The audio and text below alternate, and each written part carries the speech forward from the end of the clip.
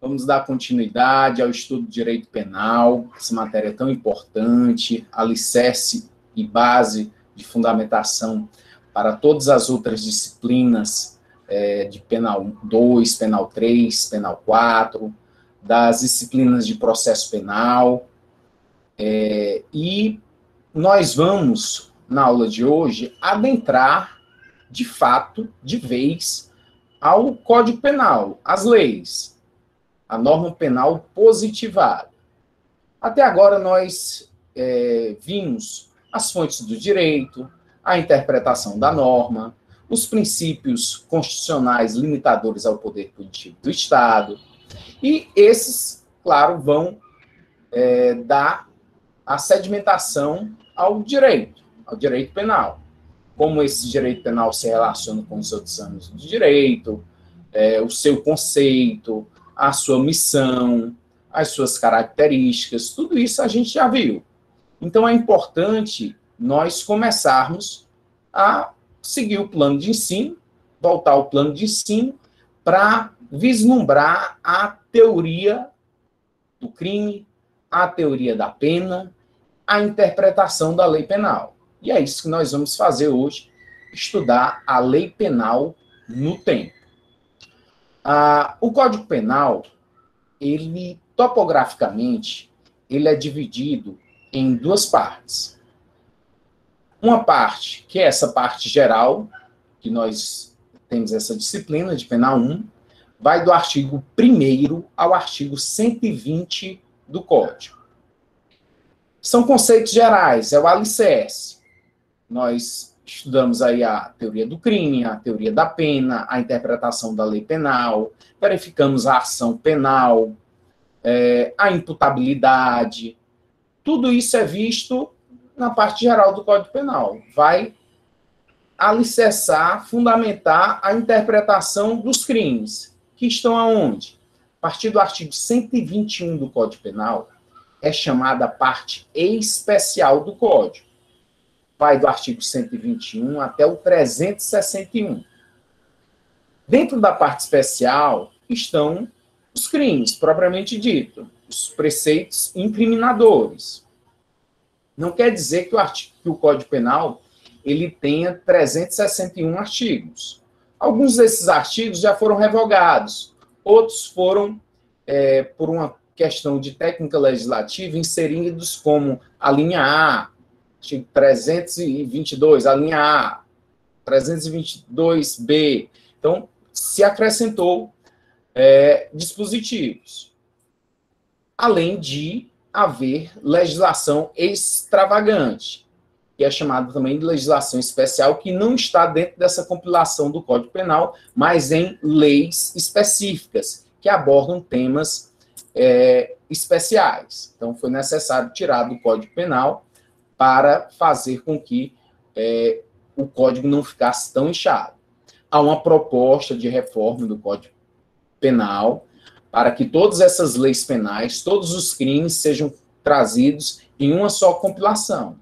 E haver, dentro dessa reforma, uma lógica em relação à equidade, à proporcionalidade, à razoabilidade de todos os bens jurídicos que ali estão sendo protegidos através do Código Penal.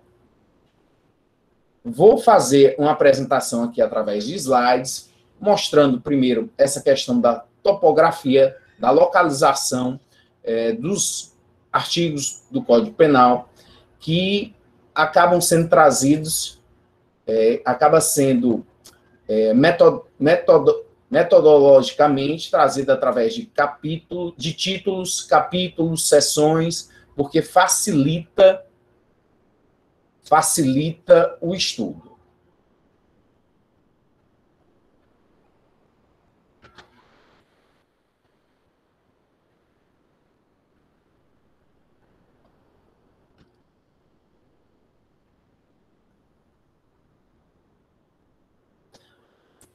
O Código Penal está dividido dentro dessas duas partes que eu falei, parte geral, parte especial. A parte geral, ela tem 8 títulos. Ela é dividida em 8 títulos. onde o legislador regulamenta institutos genéricos aplicáveis a todas as infrações penais. E aí, na parte especial, 121 até o 361, está dividida em 11 títulos, em que se descreve as condutas ilícitas e estabelece as respectivas sanções. Os títulos estão divididos em capítulos e estes em seções, de acordo com a matéria tratada. Essa divisão dá-se o nome de topologia ou localização dos crimes dentro do Código, que define a que dano ou lesão de direito aquele crime se aplica. É muito comum para quem está iniciando no estudo de direito penal, quando chega ao seu conhecimento algum fato que você quer saber se é crime ou não, você querer ver o dispositivo penal. Cadê o artigo? Onde é que eu encontro? Então, para facilitar, você pega o Código Penal, dá uma olhada no índice e verifica os títulos. Porque cada título da parte especial, por exemplo, vai te trazer um bem jurídico que está ali sendo protegido. E pelo tema que está sendo posto a sua apreciação, você vai entender se aquilo dali é um crime contra a vida, se é um crime contra o patrimônio, e vai facilitando. Por quê? Porque você vai afunilando a busca até chegar àquele ponto.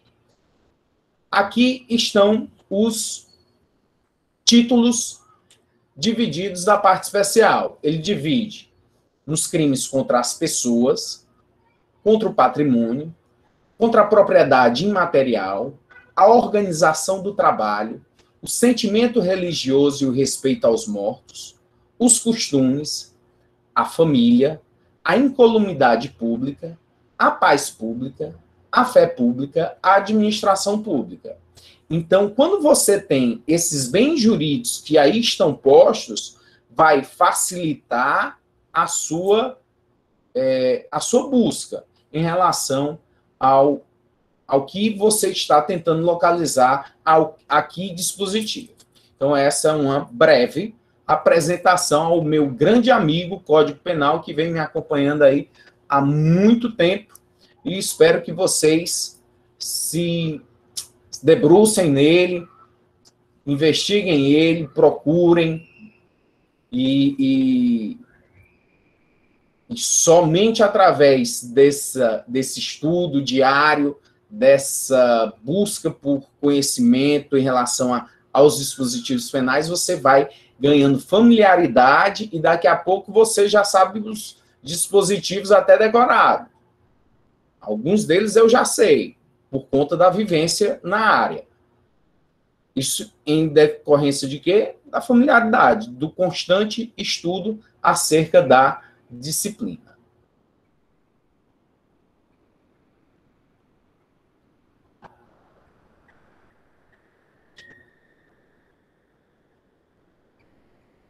Vamos aqui agora buscar a questão da lei penal no tempo.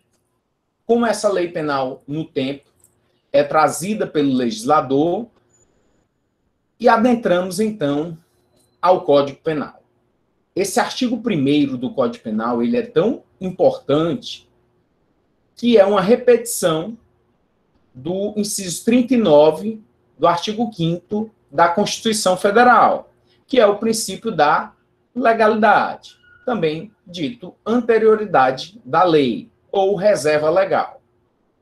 Para uma parte da doutrina, esses três princípios, eles constituem a mesma coisa: legalidade, reserva legal e anterioridade. Para quem diferencia, vai dizer que a reserva legal é a reserva da lei.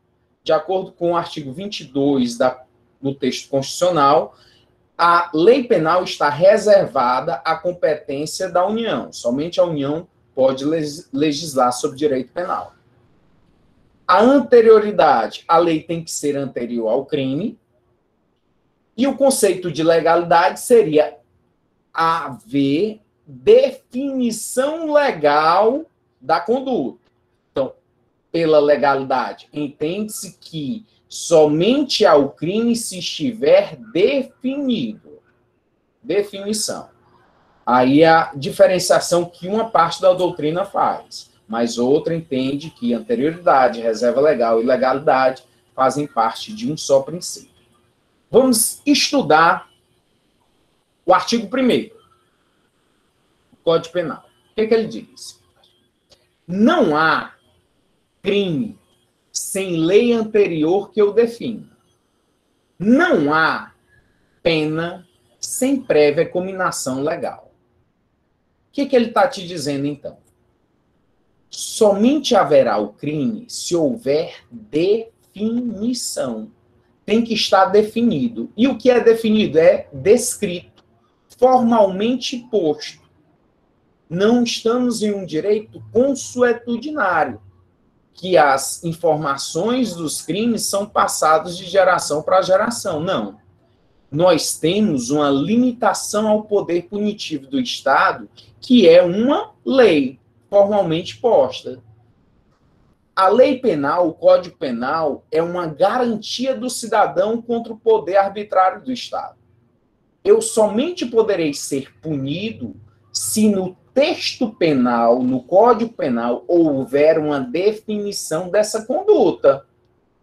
É como se houvesse um contrato firmado entre eu e o Estado.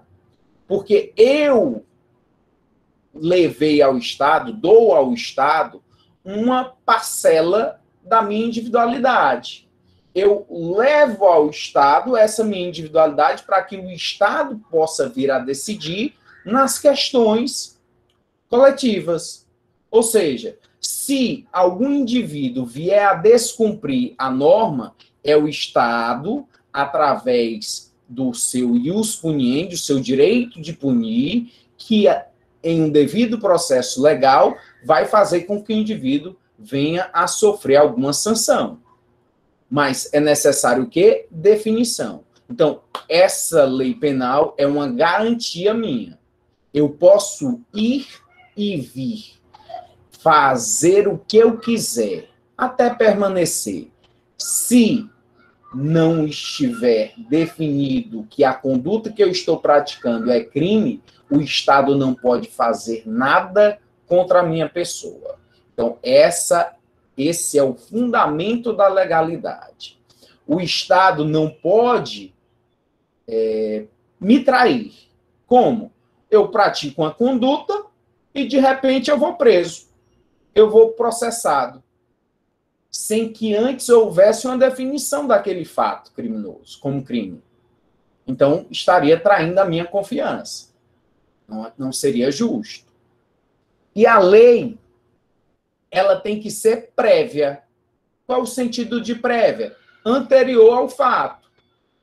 Eu pratico um fato hoje e daqui a uma semana vem o Estado punir essa conduta, porque ele visualizou essa conduta, não gostou, ele vem, descreve agora essa conduta como crime e vem me punir. Não, eu não sabia.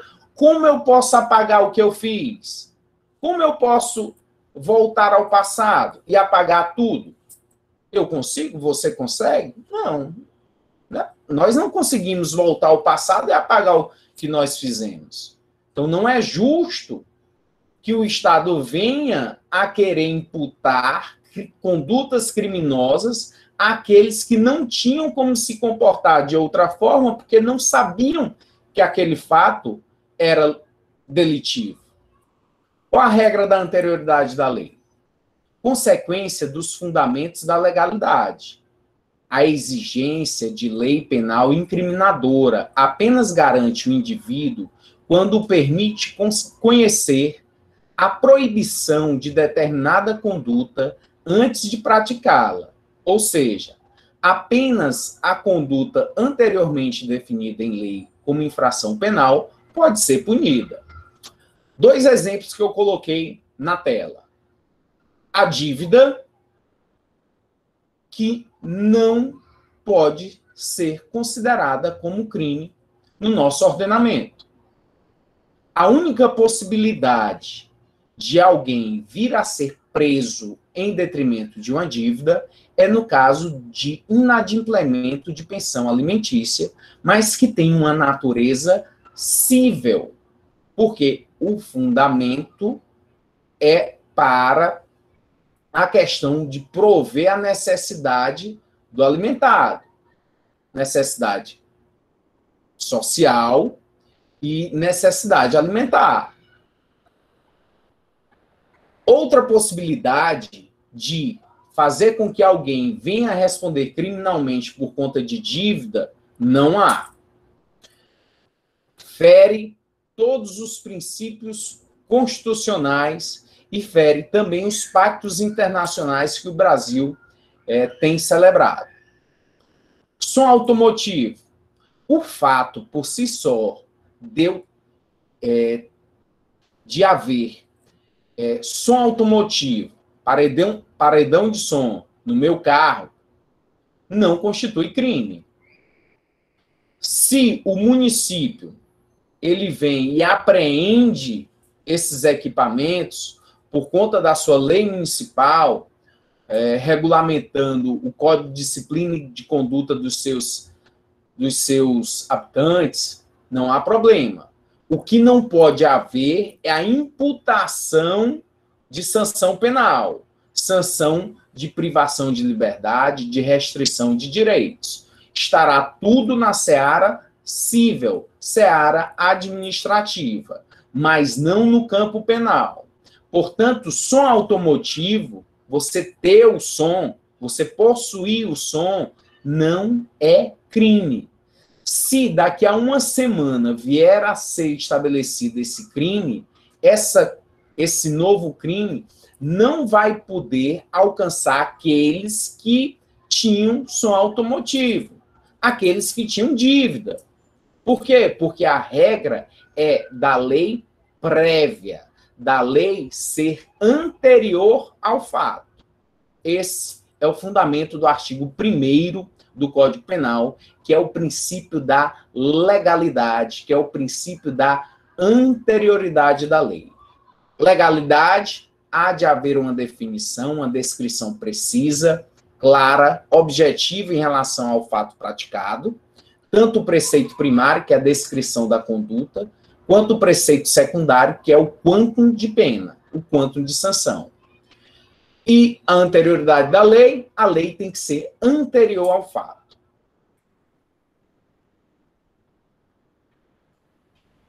Abolitio crimes, novatio legis, ou lei supressiva de incriminação. Para identificar o quê? Abolitio crimes, uma lei que agora diz que aquele crime que existia não mais existe, porque houve a revogação. Uma lei revogou a lei anterior. Acontece o quê? Abolitio crimes. Novatio legis, nova lei incriminadora, uma nova lei diz que aquele fato não é mais crime, ou lei supressiva de incriminação, todas significando que a nova lei não mais considera o fato anterior como crime.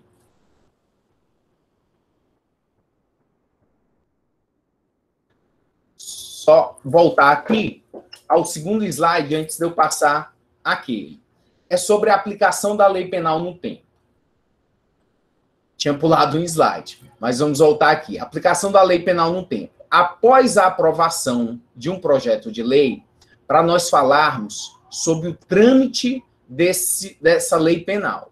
Normalmente, a lei penal, ela é trazida, ela é elaborada e vem a viger de forma de lei ordinária e não de lei complementar. Porque a lei ordinária, ela tem uma facilidade em relação ao seu trâmite, à votação.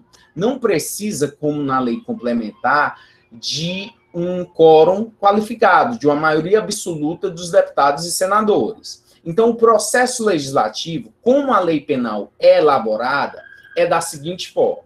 Primeiro, projeto de lei, a ideia, a discussão, vai para as câmaras, discutir, comissão de Constituição e Justiça, avaliar se realmente cabe aquela lei para vir a entrar em vigor. Então, aí nasce o projeto. Você tem o projeto, agora vamos caminhar com o projeto. Vai para onde o projeto? Câmara dos Deputados e pelo Senado Federal. Houve a discussão, votação, aprovação. E aí vai para onde? Vai para o presidente da República para ele poder sancionar a lei. Após a sanção do presidente da República, é que vai seguir para promulgação e publicação. De acordo com o quê? De acordo com o processo legislativo que a Constituição traz e disciplina. Tem toda uma metodologia, toda uma estrutura para que isso aconteça.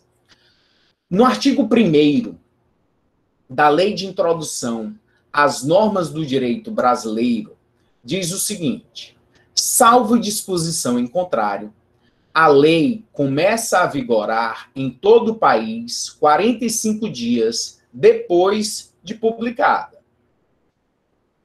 Lei vai começar a ter vigência, vai ter efetividade após 45 dias, em regra, da sua publicação. Há exceção? Sim, se lá disser, vai entrar em vigor daqui a 180 dias, tem problema. Então, pode haver um acréscimo. Ou pode ser de imediato. Pode, mas normalmente não é feito. Por quê? Porque existe um momento em que a população vai tomar conhecimento da lei, que nós vamos ter para nós discutirmos a lei, para saber se a lei realmente nos serve. Se essa lei, ela atende aos anseios para a paz social. Se essa lei não serve, vamos discutir e não vai entrar em vigor. Teoricamente, é para isso.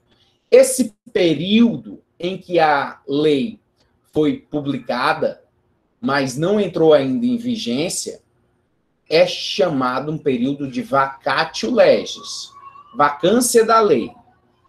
Desse período de vacatio legis, para a doutrina dominante, não há qualquer consequência ou efeito penal, nem em malefício e nem em benefício.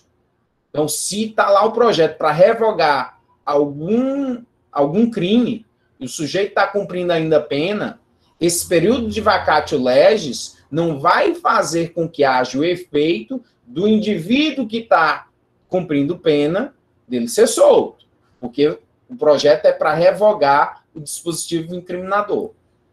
Não vai surtir esse efeito pela doutrina dominante, e os tribunais superiores vêm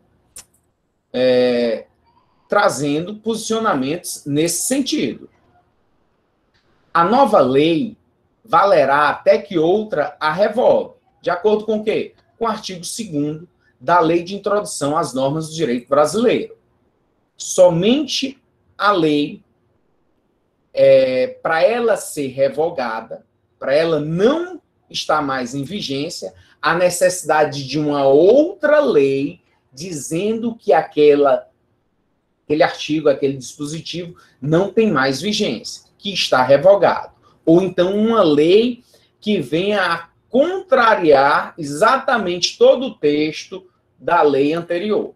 Aí está a lei revogada. Você tem, então, o projeto, tem a edição, tem a sanção, tem a publicação, período de vacatio legis até a vigência. E aí, a partir da vigência, tempus res actum. Durante a vigência da lei, tudo que você praticar é aquela lei que está em vigor que vai viger os fatos presentes.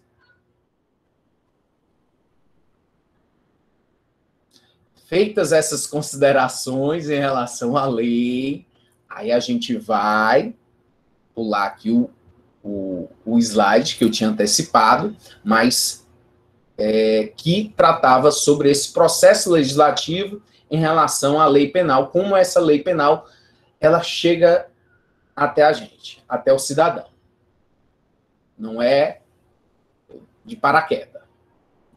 existem limites e a lei penal sempre é uma garantia do cidadão contra o autoritarismo do Estado. Abolitio crimes, abolição do crime, a lei, de acordo com o artigo 2º da Lei de Introdução ao Código Penal, à Lei Penal Brasileira, somente uma lei é capaz de revogar outra lei. E aí, quando isso acontece, é chamado de abolitio crimes, abolição, absolvição. Não mais existe qualquer efeito penal em relação a essa pessoa. O que pode vir a existir são efeitos extrapenais, efeitos civis. Por exemplo, quando aí, em 2005, que houve a revogação do artigo 240 do Código Penal, que tratava do adultério, cometer adultério. Pena, detenção de 15 dias a 6 meses. Então, até 2005, existia esse crime no Código Penal. Por que que foi revogado? Por conta dos costumes? Mas é claro que não foi os costumes. Trair o adultério não é costume de ninguém. Nenhuma sociedade no Brasil tem esse costume de trair, de cometer o adultério. Não. O fundamento para a revogação do crime de adultério é a questão da intervenção mínima do Estado. O Estado deve intervir minimamente na vida das pessoas. Então, se outros ramos do direito são capazes de resolver as contendas, não precisa de direito penal. Então, resolve-se lá no direito civil. Indenização por danos morais. Ok. Mas não punindo o sujeito com processo criminal com privação de liberdade. É incabível. Olha o artigo 2º do texto do Código Penal. Ninguém pode ser punido por fato que lei posterior. O que é uma lei posterior? É uma lei que vem depois. Lei posterior. Está aqui uma lei. Que lei é essa? Lei é de 2015. Nós estamos em 2020. Então, essa lei que entrou em vigor hoje, em 2020, é a lei posterior. Se essa lei posterior, ela deixa de considerar crime o que estava posto na lei de 2015, cessam em virtude dela todos os efeitos penais. Cessa em virtude dela a execução e os efeitos penais da sentença condenatória. Apaga-se tudo. Apagou tudo. Não tem mais nada, porque houve a abolitio crimes. A nova lei, a lei posterior, a lei de 2020, revogou o que dispunha a lei de 2015, que considerava esse fato como crime. É o que aconteceu no adultério. A nova lei, a lei de 2005, revogou, diz que não mais existia o crime que era lá de 1940, de 42, quando houve a vigência do nosso Código Penal.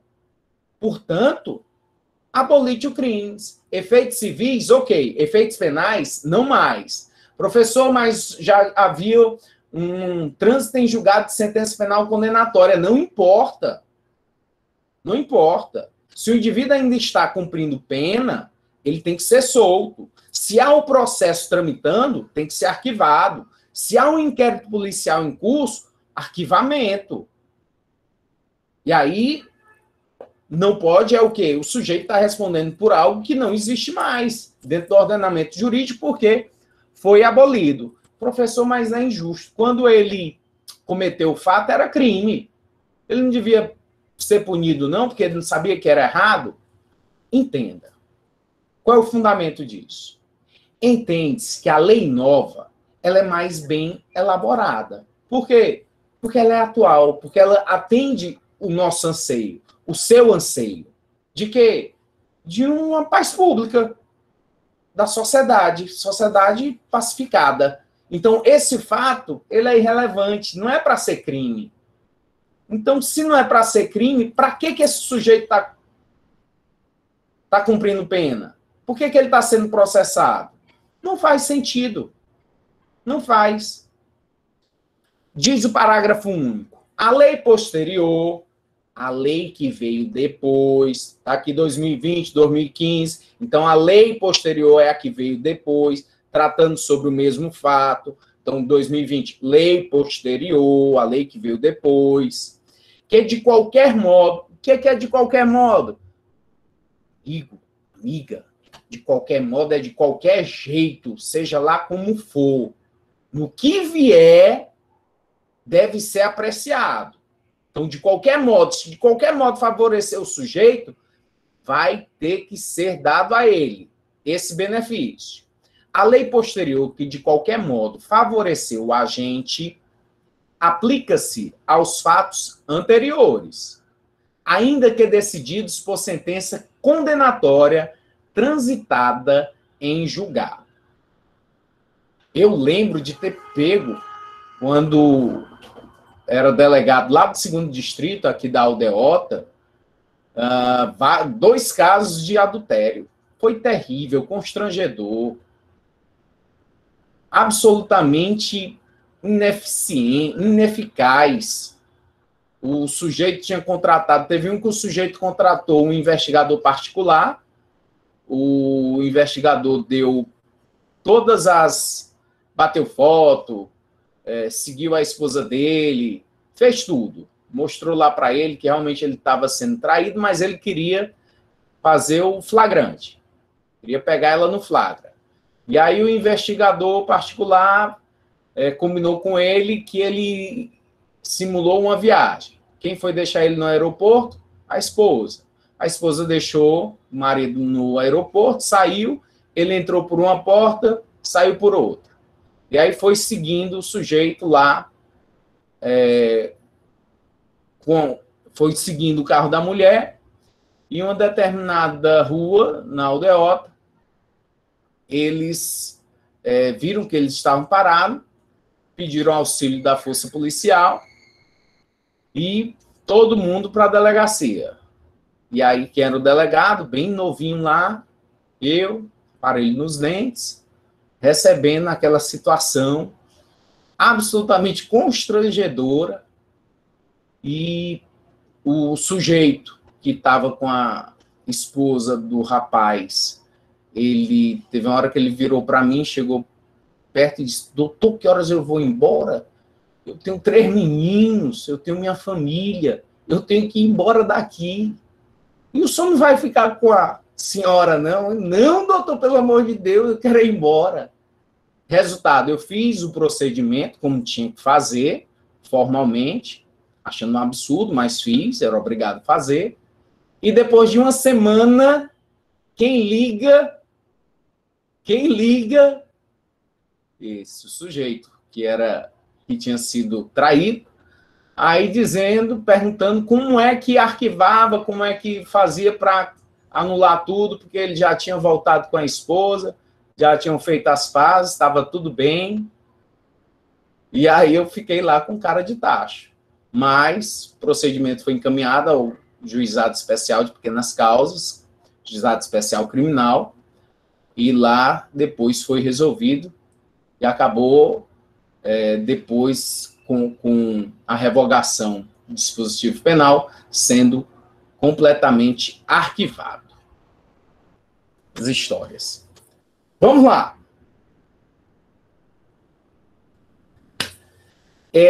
Quando a gente pega uma lei penal, o sujeito que pratica o crime, ele não vai ali ser flagranteado, ser preso e ser posto em uma prisão já cumprindo pena. Não é assim que acontece. Nós não estamos mais na barbárie.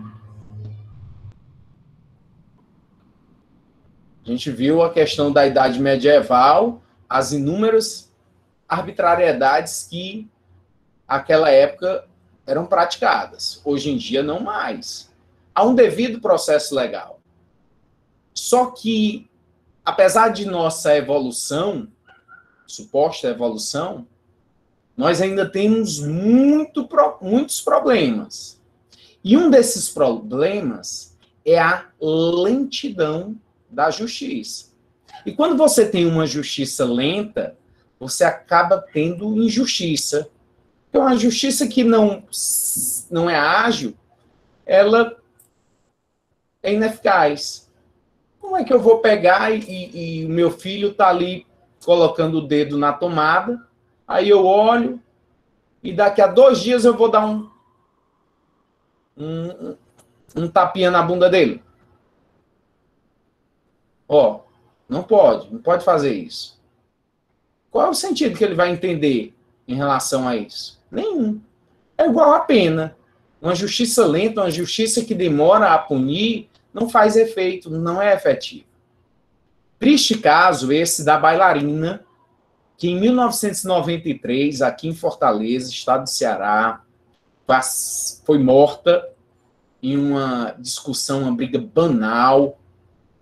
Eram pessoas que estavam vindo da praia, cada um em um automóvel, uma turma de um lado, a turma de outro. Um fechou o outro carro, começaram a discutir, e o Vladimir Porto acabou pegando uma arma de fogo. Ele era turista de Brasília e deu um tiro em direção ao outro veículo.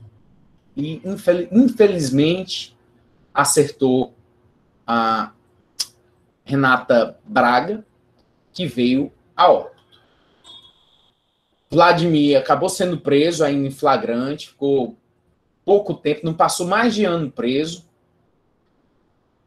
Depois acabou sendo condenado a 7 anos, mas esses 7 anos ele não cumpriu. Por quê?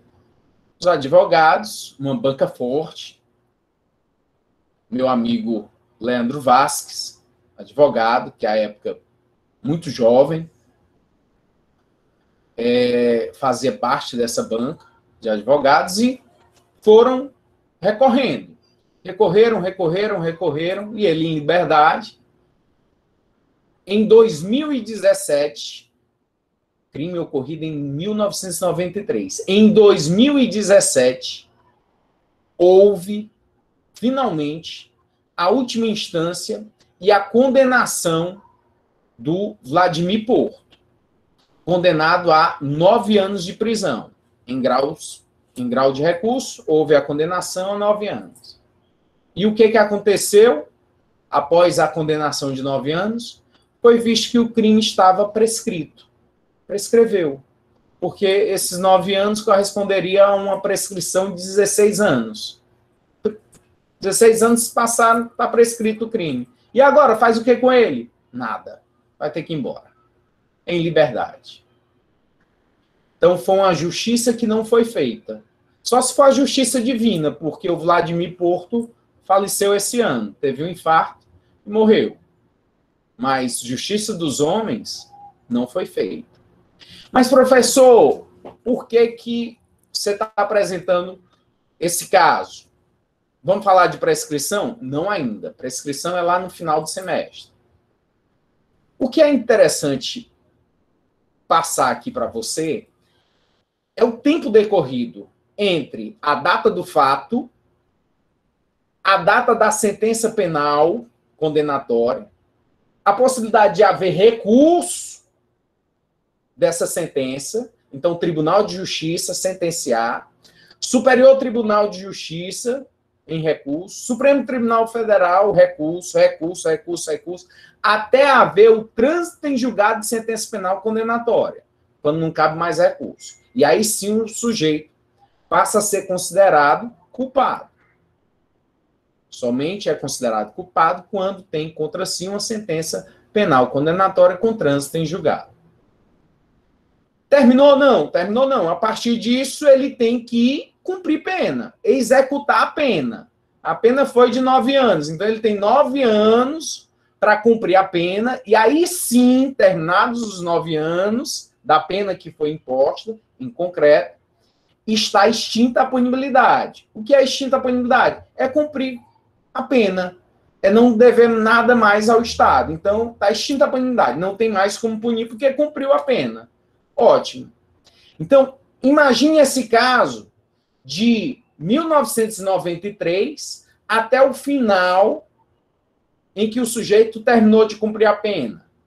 Décadas e décadas.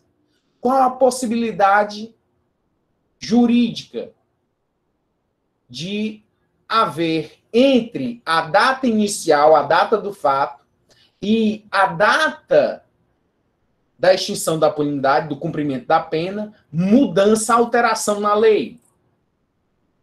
Um país como o nosso, que o legislador é ávido por trazer alterações legislativas? Muitas possibilidades. Então, entre um período e outro, é possível alteração na lei. E é disso que nós vamos tratar e estamos tratando na aula de hoje. Possibilidade de haver a lei se intercalando no tempo, a lei sendo alterada. E como resolver? Através de princípios e regras que nós vamos ver na aula de hoje. O Gabriel está fazendo um questionamento, o recurso pode ser rejeitado e assim ser dado trânsito em julgado. Gabriel, tem que verificar o processo, cada processo ele é único, não dá para ser uma fita métrica, uma régua. Então, alguns processos é possível rejeitar recurso, em outros não. Por quê? Porque é um direito público subjetivo do réu. Se há essa possibilidade dentro do ordenamento jurídico de se recorrer a uma decisão, ele vai fazer jus a esse direito. Por quê? Porque ele está entendendo o réu, representado por seus advogados, que aquela decisão foi injusta. E aí ele recorre. É um direito. É assim que o Estado democrático de direito que nós vivemos, ele permanece. Conflito intertemporal de leis. O que é o conflito intertemporal de leis? É essa possibilidade entre a data do fato e até antes de extinguir a punibilidade, final do cumprimento da pena, haver alternância, haver uma outra lei ou outras leis que venham a dispor sobre aquele mesmo assunto de forma diferente. E aí a gente vai fazer o quê? Interpretar, saber qual lei deverá ser aplicada pelo juiz. Qual lei vai incidir a situação do sujeito? Se é a primeira lei, a lei da época do fato, se é a outra lei da época do processo. Não, teve mais uma lei quando estava em grau de recurso que alterou, ou agora é a lei que está sendo entrando em vigência quando o sujeito está cumprindo pena. Qual é a lei? Então, é disso que se trata esse tema e é a solução a essas perguntas que nós vamos ver aqui. Conflito intertemporal de leis ocorre, o conflito de leis no tempo, quando duas leis que tratam do mesmo tema, porém de modo distinto, sucedem-se. Em tal situação, será necessário verificar qual lei deverá ser aplicada. Em regra, deverá ser aplicada a lei que estava em vigor na data do fato. Tempus regit actu. Contudo, existem algumas exceções. Então, a lei penal, ela nasce, cresce e morre. Uma lei penal, ela pode nascer quando entrou em vigência, perdurou durante um período, e agora, quando vem uma outra lei revogando essa outra, ela morreu. Morreu a lei. Nasceu e morreu, teve vigência. Ótimo. Ela abrangeu todos os casos em relação ao período em que esteve em vigência. Tempus regit actu. Essa é a regra. Mas vamos ver as exceções que vão fazer com que haja a possibilidade dessa lei que está morta, porque foi revogada, ela não está mais em vigor, dessa lei que está morta, ainda assim, surtir efeitos. Como? De ultragir, de ir para o futuro e abranger um fato que foi em decorrência ainda da lei, para fazer com que o juiz que for sentenciar, ele ainda sentencie conforme essa lei que não está mais em vigor. Vamos entender isso através de algumas regras. Então, você tem, no conflito intertemporal de leis, pelo menos mais de uma lei. Mais de uma lei está sendo posta aí a tua interpretação para saber como você vai aplicar. Se você vai aplicar a lei A, se você vai aplicar a lei B. E quem é você? Você é o juiz, você é o intérprete. Você que vai interpretar e dizer se é a lei A, se é a lei B, se você vai fazer uma concha de retalhos, pegar um pedaço da A, pegar um pedaço da B. Pega um pedacinho do que é bom aqui nessa, pega um pedacinho do que é bom na outra, vamos retalhar aqui, vamos fazer até uma nova lei, de tanto retalho que você buscou. Será que é possível? Essas respostas a gente vai ver em sequência. Primeiro princípio que vai trazer a resposta a essas exceções, ou também fazer com que haja a regra, é o princípio constitucional estabelecido no artigo 5º, inciso 40, que é o princípio da irretroatividade da lei penal. A lei penal, ela é irretroativa. Quando? Diz aqui o inciso 40. A lei penal não retroagirá, salvo para beneficiar o réu. Então a lei penal ela não retroage se for maléfica.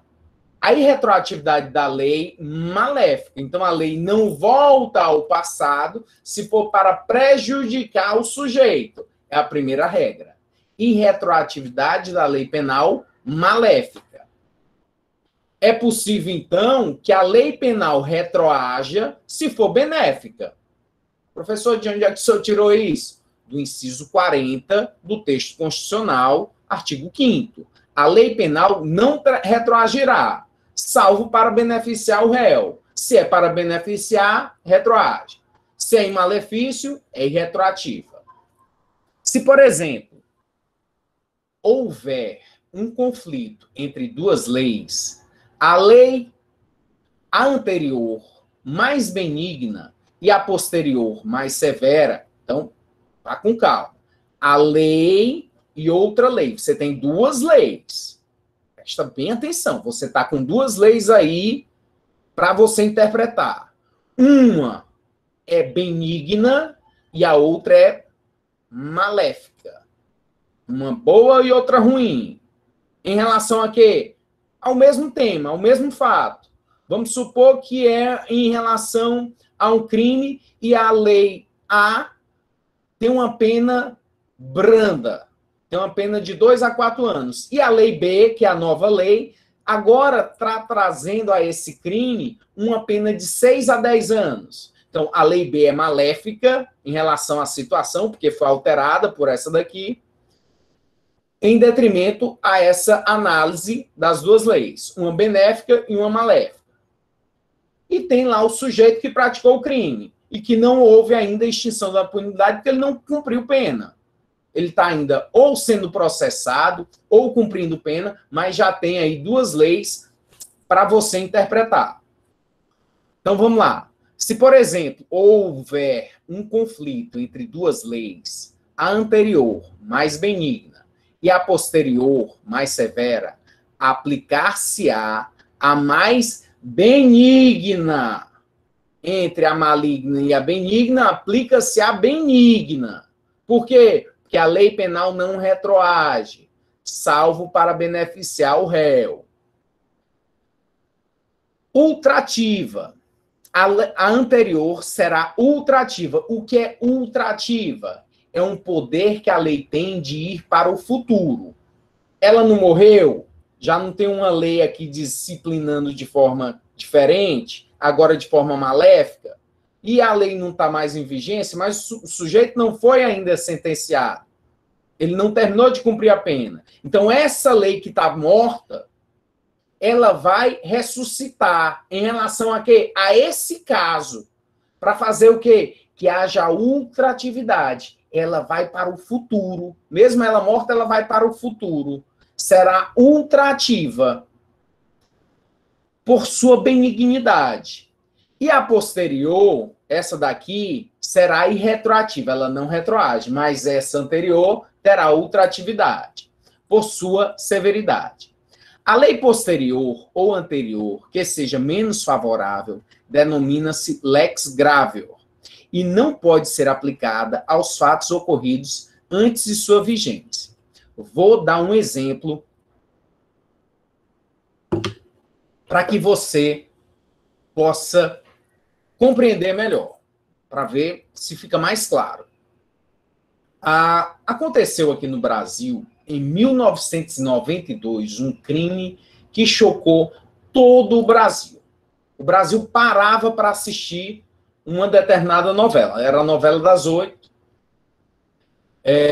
E o casal, que eram os protagonistas da novela, era o Guilherme de Pádua e a Daniele, filha da autora Glória Pérez. Daniela Pérez, filha da autora Glória Pérez, ela que escreveu a novela, a Glória Pérez.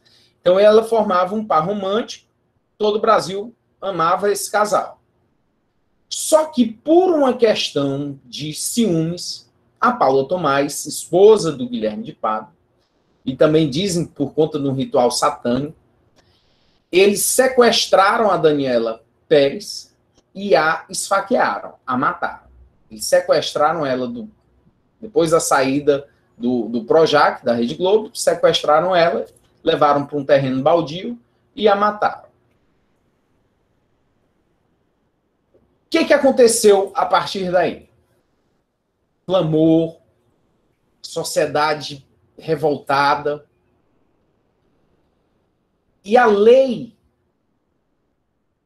que estabelecia o homicídio na forma qualificada, que o crime foi um homicídio qualificado, lá do artigo 121, parágrafo 2º, que traziam as qualificadoras, não estava no rol dos crimes considerados como hediondos. A lei dos crimes hediondos é a lei 8.072 de 1990. O crime foi em 92.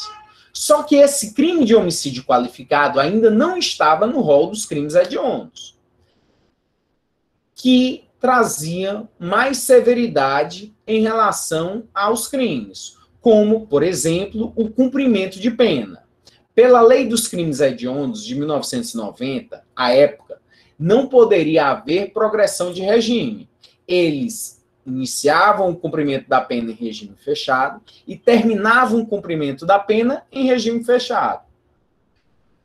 A Glória Pérez movimentou o Brasil inteiro, pegando assinaturas, fazendo abaixo-assinado, para que esse crime de homicídio qualificado fosse inserido na lei dos crimes hediondos. Ela conseguiu fazer isso? Conseguiu. Foi possível, então, colocar o Guilherme de Pádua e a Paula Tomás como incursos em um crime hediondo? Não. Por quê? Porque a lei tem que ser anterior ao fato. Que lei? A lei maléfica. O princípio é da irretroatividade da lei maléfica. Então, como a lei foi modificada posteriormente ao fato, essa lei foi irretroativa. Houve a irretroatividade da lei penal maléfica. E, em detrimento disso, o Guilherme de Pádua e a Paula Tomás, eles foram condenados, julgados e condenados, mas sem os rigores da lei dos crimes hediondos. Tanto assim que eles, ao completarem, foram condenados, um por 19 anos de prisão, que foi o Guilherme de Pádua, e ela a 18 anos de prisão. saíram antes de completar 7 anos. Antes de completar 7 anos de privação de liberdade, eles já estavam livres. Já tinham progredido de regime. E aí houve todo um clamor e uma revolta por conta da liberdade dessas pessoas. Só o histórico em relação a essa lei. Vamos aí ainda entender essa aplicação da lei penal quando você tem leis penais no tempo. Data do fato praticado, fato, lei 1, lei A, lei 1, e depois, ainda sem a extinção da punidade, sem o cumprimento da pena, vem uma nova lei alterando alguma coisa em relação a essa situação anterior. Vamos supor que seja o quantitativo da pena. E aí houve alteração. Uma para mais, uma para menos, e vamos ver como isso pode acontecer.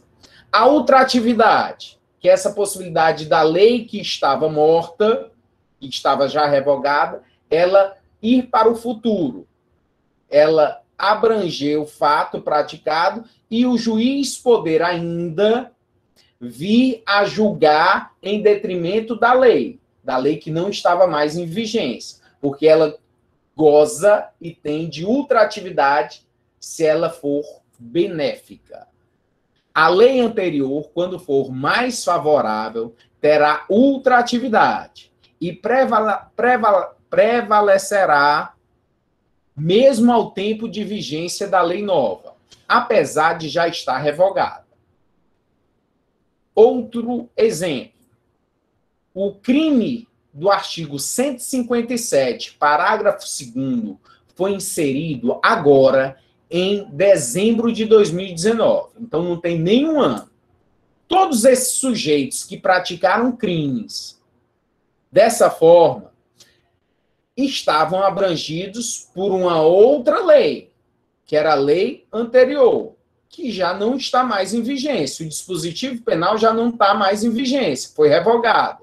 Revogado por quem? Pela nova lei, pelo disposto no artigo 157, parágrafo 2º, que tem uma nova redação, que impôs uma circunstância que traz um aumento em relação a essa pena. Como essa nova lei, a lei que foi alterada, ela é maléfica, ela não volta para o passado. Como a lei anterior é benéfica em relação à situação do sujeito, ela tem ultratividade. Ela vai para o futuro e quando o juiz for sentenciar esse sujeito que praticou o crime de roubo utilizando uma metralhadora, ele vai julgar ainda pela lei anterior. Mesmo essa lei não estando mais em vigência, que o que está em vigência é a nova lei, porque abrange essa situação, mas não vai alcançar porque é uma lei maléfica a situação dele. Olha a redação. Artigo 157, parágrafo 2º-B. Se a violência ou grave ameaça no crime de roubo, roubo, que é o roubo? É um crime contra o patrimônio, cometido mediante violência ou grave ameaça, cujo objetivo é a subtração de coisa alheia móvel. Diz aqui, se a violência ou grave ameaça é exercida com emprego de arma de fogo de uso restrito ou proibido, aplica-se em dobro a pena prevista no caput deste artigo. Pena reclusão de 8 a 20 anos e multa. Redação dada pela Lei 3.964, de dezembro de 2019. O Eduardo está fazendo um questionamento, o Gabriel... o Eduardo, primeiro, crimes continuados como sequestro contrariam essa posição de benefício do réu? Eduardo, eu vou pedir licença para você, porque tem um slide bem próximo que a gente comenta, que eu comento aqui, o crime permanente e o crime continuado. Vou pedir escusas aí a você, já eu comento. Gabriel, o juiz pode escolher qual lei aplicar, ou sempre tem de aplicar mais benéfica, ou depende do caso concreto? Gabriel, em relação a qual lei o juiz vai aplicar, nós também temos um slide que vai tratar disso, do posicionamento dos tribunais superiores, em que diz que o juiz ele tem que escolher uma das leis, que ele não pode fazer uma concha de retalho, mas não contraria a doutrina dominante, que diz que o juiz pode trazer por partes e fazer com que cada parte da lei seja adequada à situação. Mas o que o juiz não pode, Gabriel, é contrariar o princípio. O princípio da irretroatividade da lei penal maléfica não pode ser contrariado, e o princípio da retroatividade da lei penal benéfica. Esses princípios não podem, de forma alguma, serem descartados pelo juiz, pelo aplicador da lei. Princípio da irretroatividade da lei maléfica, vamos ver agora o princípio da retroatividade benéfica da lei penal. O que ele diz? O princípio da retroatividade benéfica penal determina que os efeitos benéficos e favoráveis de uma lei penal retroagem ilimitadamente. Vou repetir. Ilimitadamente e indiscriminadamente para todos os fatos anteriores à sua entrada em vigência. Conforme quem? Artigo 5º, inciso 40. A lei penal não retroagirá, salvo para beneficiar o réu. A Lex Mitchell, que é a Lex Mitchell? A lei melhor, uma lei que veio a melhorar a situação. Seja abolitio crimes, seja qualquer alteração in melius, para melhor, retroage e aplica-se imediatamente aos processos em andamento, aos fatos delituosos cujos processos ainda não foram iniciados, e inclusive aos processos com decisão condenatória já transitada em julgado. Então, não importa se o sujeito está cumprindo pena no presídio. Já houve trânsito em julgado de sentença penal condenatória, o sujeito está cumprindo pena no presídio. Não importa. Se houve mudança da lei, essa lei tem que ser verificada, avaliada e saber se tem algum benefício a incidir sobre a situação dele. Ah, o sujeito está sendo processado, ainda é grau de processo criminal. O juiz, quando aplicar a sentença penal condenatória, vai ter que verificar sobre a retroatividade da lei benéfica, para beneficiar ele. Aqui um exemplo do que aconteceu em relação à Lei 11.343 de 2006, que trata da lei antidrogas. Antigamente, antes de 2006, quem fosse pego com drogas que se presumisse serem para o uso, esse indivíduo era punido com pena privativa de liberdade. Isso já não mais ocorre. A lei foi alterada e as penas possíveis de serem aplicadas são medidas alternativas, ou seja, que não ensejam a privação de liberdade. Veja aqui o texto da lei, artigo 28. Quem adquirir, guardar, tiver em depósito, transportar ou trouxer consigo para consumo pessoal, drogas, sem autorização ou em desacordo com determinação legal ou regulamentar, será submetido às seguintes penas. 1. Advertência sobre os efeitos das drogas. 2. Prestação de serviços à comunidade. 3. Medida educativa de comparecimento a programa ou curso educativo. Essa lei de 2006, ela foi muito mais benéfica do que a lei anterior. Então, essa lei que era mais benéfica, ela teve o poder de retroagir, de voltar ao passado e incidir sobre todas aquelas situações da lei anterior que não havia ainda existido a extinção da punidade, ou seja, que ainda o sujeito estava cumprindo pena, que ainda o sujeito estava sendo processado, que ainda o sujeito estava ali na fase do inquérito policial. Então, incidiu, voltou ao passado. Para o quê? Para que todas essas situações fossem julgadas pela nova lei. A lei que era mais benéfica à situação do indivíduo. Professor, quem é que determina Oi? a quantidade de droga? Quem tem alguma coisa que algum Eu outro estou artigo ouvindo que bem baixinho. tem algum outro artigo que determine a quantidade de droga que o sujeito pode carregar no máximo para ser considerado para uso próprio, para não ser, por exemplo, se eu estou carregando 1 quilo de maconha, eu posso dizer que eu estou carregando 1 quilo para me usar? Eu entendi a pergunta, Gabriel. Eu ouvi baixinho, eu vou repetir aqui para todos que possam não ter conseguido ouvir. A pergunta do Gabriel é em relação a como a autoridade policial ou o juiz vai interpretar a situação de quem é pego com a quantidade de droga.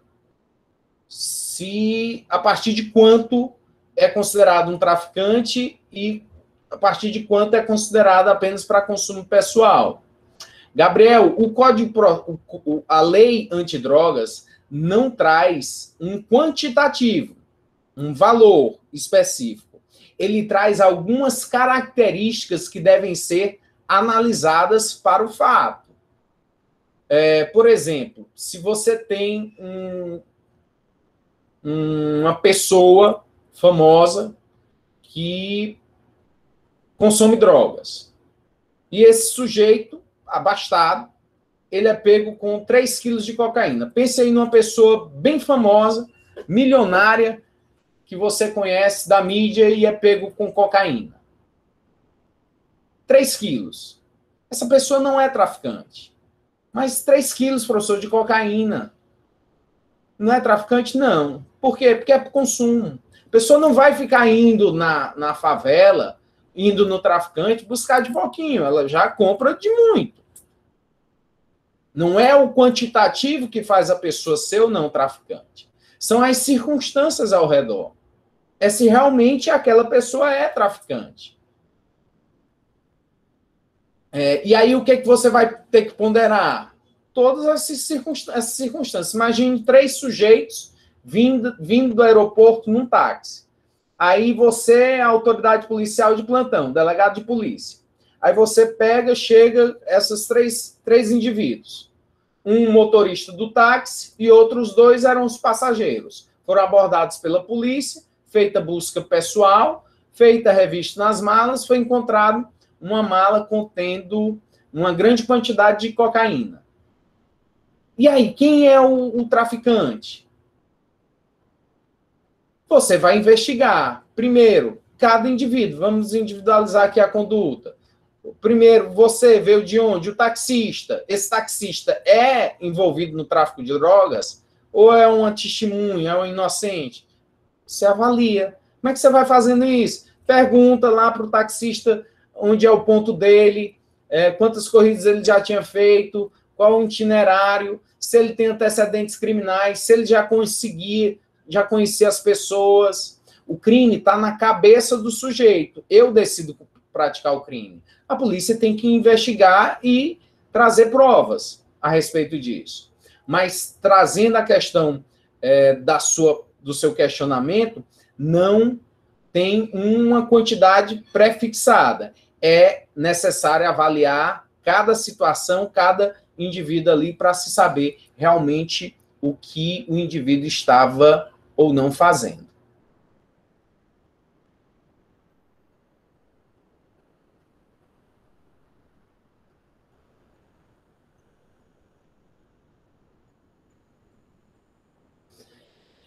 Esse quadro nos mostra uma possibilidade de refletirmos acerca do que nós já vimos em relação às regras. Regras de quê? De interpretação da lei penal. Você tem mais de uma lei e vai interpretar qual delas será aplicada ao caso.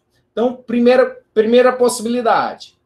Você tem um fato que não está previsto na lei como crime. E aí vem a lei e diz, agora esse fato é criminoso. Vai poder abranger e imputar o sujeito? Não vai, porque a lei tem que ser anterior ao fato. A primeira coisa que a gente viu foi o princípio da anterioridade da lei. Então, no momento posterior, vem uma nova lei, vem uma lei dizendo que esse fato agora é crime. Essa lei, ela não volta para o passado, porque o princípio é da anterioridade da lei penal. Segunda possibilidade, tem uma lei, a Lei A, vamos chamar de Lei A, que ela prevê uma pena entre 2 a 4 anos.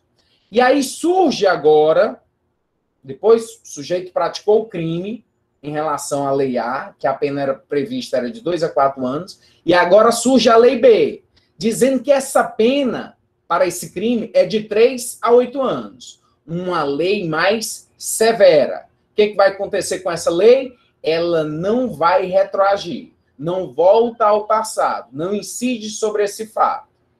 Essa lei aqui, ela vai ter ultratividade, ela vai para o futuro e quando o juiz for sentenciar, vai sentenciar de acordo com a Lei A, que era mais benéfica. Terceira possibilidade aí do quadro de exemplos. A Lei A tem uma pena de 2 a 4 anos. Surge outra lei, aliás, surge a lei para dizer que a Lei A está revogada, não existe mais. Se chama de quê? Abolitio crimes, abolição. Todos os efeitos penais cessam, desaparecem. Só efeitos extrapenais, efeitos cíveis, administrativos, mas os penais, esqueça. Quarta possibilidade, que nós vimos, só para exemplificar e trazer tudo o que foi visto até agora.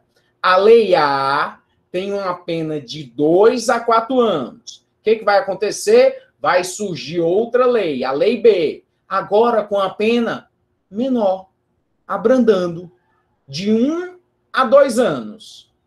Essa Lei B, ela vai ter o poder de retroagir, de voltar ao passado e fazer com que, quando o juiz for sentenciar, condenar, faça em relação à nova lei, porque a nova lei, ela é benéfica. A benignidade da lei. Gabriel. Acredito que foi o Gabriel que perguntou em relação à lei mais benigna. Como se pode apurar a benignidade? O Gabriel perguntou em relação à aplicação. A aplicação ainda está depois, está no próximo. Mas essa aqui é para saber o que pode ser considerado como mais benéfico na lei. O que é benéfico? É só a questão da pena, o quantitativo de pena? Quando uma lei vem, ela só altera a pena? Não. Ela pode alterar inúmeras coisas. Tudo que for em relação a restringir, a privar a liberdade da pessoa, no mínimo que seja, é uma alteração maléfica ou benigna da outra lei. E aí tem que fazer o quê? Comparativo. Comparar uma com a outra. Então pode ser toda lei que reduza as proibições e, por extensão, as consequências negativas do crime, seja ampliando o campo da licitude penal, seja abolindo tipos penais, seja refletindo nas excludentes de criminalidade ou mesmo nas dirimentes de culpabilidade. Lei que, de alguma forma, represente um gravame aos direitos de liberdade. Caracteriza lei penal mais grave e, consequentemente, não pode retroagir. O intérprete, o juiz, vai lá verificar uma lei e outra lei. E aí ele analisa os pontos. O advogado também vai analisar. O defensor público também vai analisar.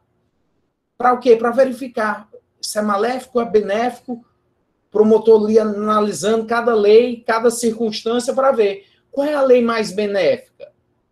Ah, essa lei aqui tem um ponto que é favorável, que trata da questão da progressão de regime de forma mais branda, mas tem uma pena mais severa. E essa daqui tem outras questões do livramento condicional, do SUSIS, institutos penais que essa nova lei está trazendo de forma benéfica e maléfica. Então, todas essas circunstâncias devem ser avaliadas, pontuadas e verificadas se são benignas ou malignas. E apreciadas, então.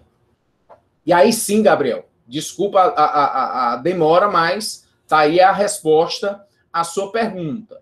Combinação de leis. É possível haver a combinação de leis? Qual lei o juiz vai ter que atender? Dá-se quando o intérprete, verificando que uma nova lei favorece o agente num aspecto e o prejudica no outro. Então, o juiz verificou, nesse aspecto é favorável, mas nesse outro não é favorável, tem um ponto positivo, tem um ponto negativo, aqui também, aí está na dúvida. Qual lei eu vou aplicar? E se de repente tivessem 3 leis? No conflito de leis penais no tempo, tem 3 leis sendo analisadas. Qual lei aplicar? A doutrina dominante, majoritária, dos doutrinadores penais, é de que o juiz pode fazer uma concha de retalhos, puxar de uma, puxar de outra, puxar de outra. Agora, os tribunais superiores, Supremo Tribunal Federal, Superior Tribunal de Justiça, tem a súmula 511 do STJ, dizem que não é admissível que o juiz estaria legislando, fazendo uma nova lei ao compilar, ao trazer pedaços de cada uma das leis. A doutrina majoritária entende que pode haver combinação de leis, pois o juiz pode aplicar o todo. Nada impede que aplique somente parte da lei, sobretudo porque buscaria uma solução justa. O Superior Tribunal de Justiça e o Supremo Tribunal Federal entendem que é inviável a conjugação de leis penais benéficas, dado que tal implicaria espécie de criação de terceira norma, com violação do primado da separação dos poderes. Essa aplicação da lei penal, ela tem regras, tem princípios a serem seguidos, e nós vamos ter que ter bastante atenção e aprofundamento, tanto em avaliar as súmulas que são editadas pelos tribunais superiores, o que a doutrina moderna vem sedimentando em relação aos conceitos, a interpretação. Não é um tema que você possa deixar de lado. É um dos principais temas do direito penal, tema que despenca em concurso público, despenca na prova da OAB, e você tem que ter a maior atenção e vai ter que se debruçar em relação a todas essas teorias. Eu quero agradecer a presença de cada um de vocês. Vamos nos encontrar na próxima aula para continuarmos vendo esses princípios, essas regras para a aplicação da lei penal no tempo. Forte abraço. Professor, até a próxima aula.